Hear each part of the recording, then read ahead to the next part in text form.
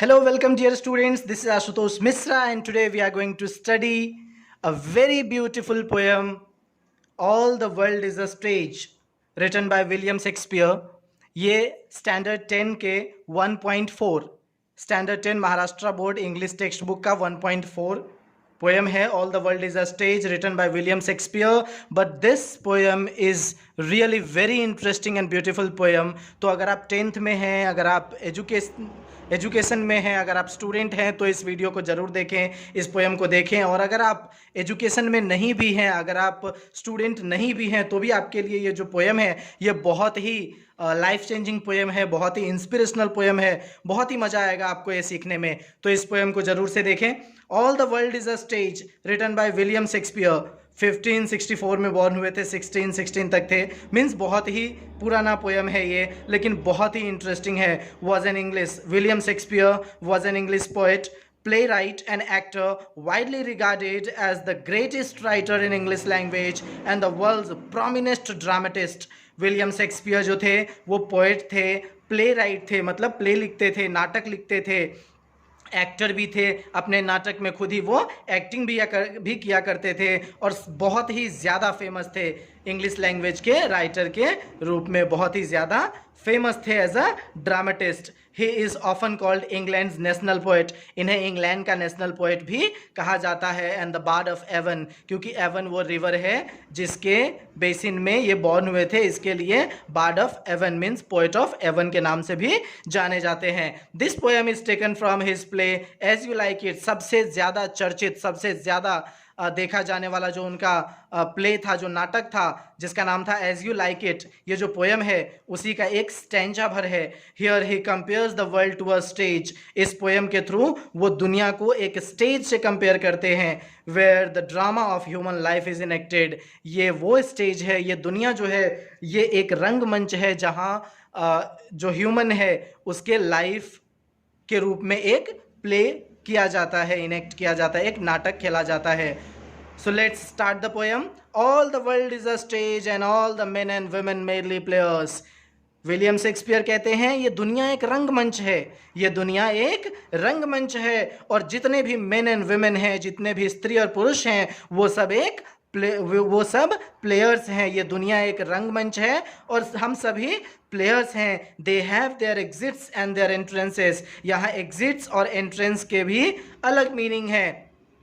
They have their exits and their entrances. हर इंसान का बॉर्न का, बर्थ का अपना एक समय है और हर इंसान के डेथ का भी अपना एक समय है. हर इंसान के इस जैसे जब प्ले होता है, प्ले में हर एक्टर के आने का, उसके डायलॉग डिलीवरी, उसको परफॉर्म करने का और फिर उसके जाने का जिस तरह से रोल होता है, ठीक उसी तरह से हर इंसान का अपना एंट्री टाइम होता है और एग्जिट टाइम होता है. And one man in his time plays many parts. और वो कहते हैं एक इंसान अपनी ज़िंदगी में बहुत सारे रोल को प्ले करता है.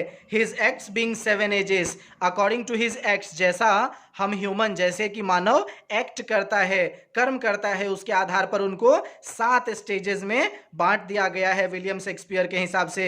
आप इस पोएम को पूरा देखिए क्योंकि बहुत ही ज़्यादा इंटरेस्टिंग होने जा रहा है ये पोएम. एट फर्स्ट, तो पहला स्टेज जो उन्होंने बताया है, एट फर्स्ट द इन्फेंट. हम सबसे पहले क्या होते हैं? इन्फेंट होते हैं. इन्फेंट मतलब होता है अ न्यू बॉर्न बेबी. सबसे पहले हम छोटे छोटे नन्हे मुन्ने बच्चे होकर के हम बॉर्न होते हैं. Mewling and puking in the nurse arms. तो हमारी एक्टिविटी क्या होती है? हम फीबली क्राई करते हैं, बहुत ही कमज़ोर आवाज़ में हम रोते हैं और नर्स के आर्म्स में वॉमिटिंग भी करते हैं. हम रोते हैं, वॉमिटिंग करते हैं. ये जो हमारा ये पहला एक्ट होता है एज एन इन्फेंट. तो पहला जो स्टेज है वो क्या है? इन्फेंट का. Then the whining school boy. फिर हमारा जो दूसरा स्टेज है वो क्या है? स्कूल बॉय का. पहला क्या है? इन्फेंट का और दूसरा क्या है? स्कूल बॉय का.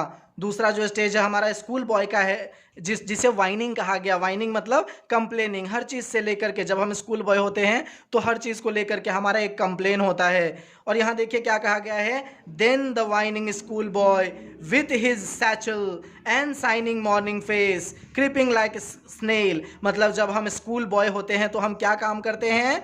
अपने सैचल मतलब स्कूल बैग को लेकर के हमारा जो चेहरा होता है वो बहुत ही इनोसेंट होता है, हम बहुत ही इनोसेंट दिखते हैं और क्रीपिंग लाइक स्नेल अपने बैग को लेकर के बहुत ही धीरे धीरे स्कूल के लिए जाते हैं। यहाँ देखिए, जो स्कूल बॉय है उसको स्कूल जाता हुआ कैसा दिखा रहा है?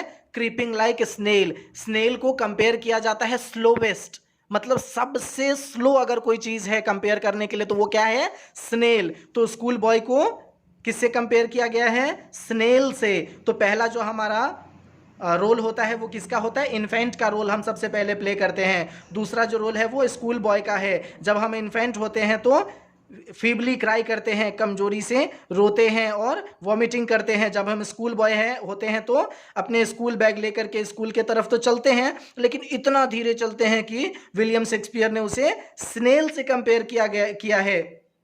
अनविलिंग टू स्कूल, अब देखो स्कूल जाने का मन नहीं है, इसके लिए बहुत ही धीरे धीरे स्नेल के जैसे स्कूल की तरफ आगे बढ़ते हैं। तो ये हमारा दूसरा रोल होता है जो हम प्ले करते हैं अपनी ज़िंदगी में।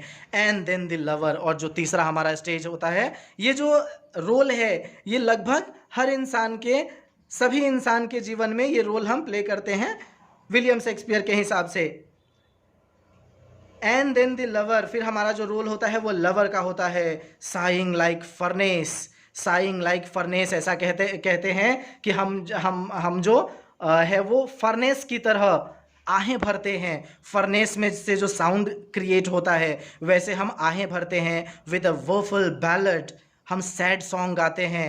हमारा कोई ना कोई लवर होता है, उसके लिए हम सैड सॉन्ग गाते हैं। Made to his mistress eyebrow, हम क्या करते हैं? मिस्ट्रेस के आईब्रो की तारीफ करते हैं, आहें भरते हैं। ये भी एक रोल होता है जिसे हम अपने लाइफ में प्ले करते हैं। देन अ सोल्जर, और फिर हम क्या होते हैं? सोल्जर बन जाते हैं। सोल्जर होने का मतलब, यहाँ जो विलियम शेक्सपियर है उन्होंने एक नया वर्ड दिया है, सोल्जर। हर इंसान तो सोल्जर नहीं बनता है, उनका कहने का मतलब है कि हम मैच्योर हो जाते हैं, हम ब्रेव हो जाते हैं, हम सेल्फ सैक्रिफाइसिंग हो जाते हैं।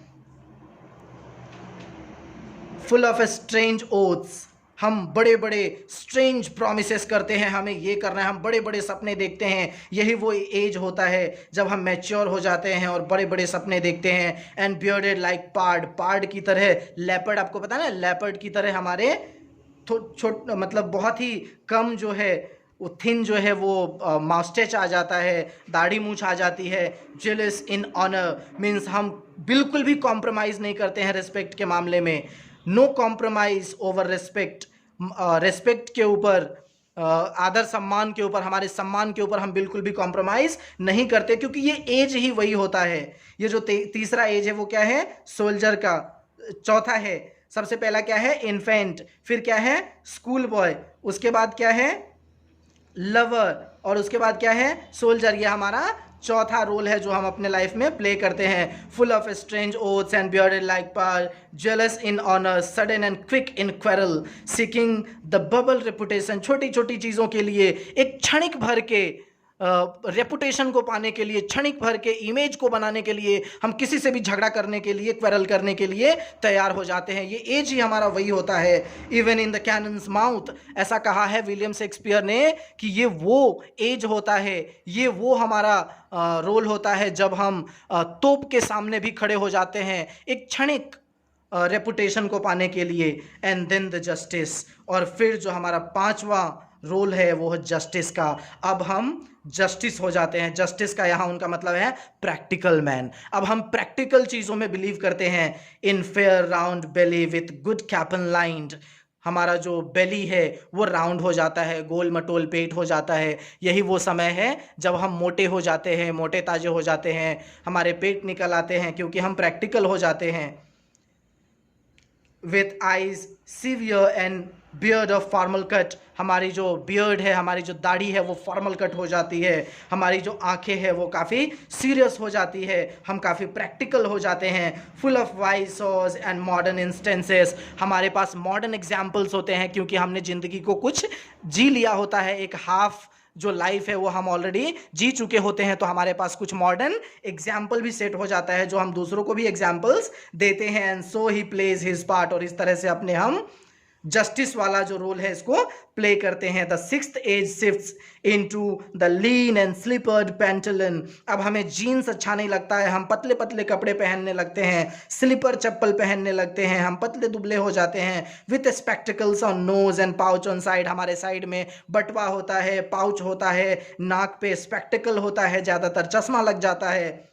His youthful hose well saved a world too wide। जवानी के दिनों के जो कपड़े हैं, जो कि जवानी के दिनों में काफ़ी टाइट फिटिंग हुआ करता था, अब वो काफ़ी वर्ल्ड वाइड होने लगा है, काफ़ी जो है लूज होने लगा है।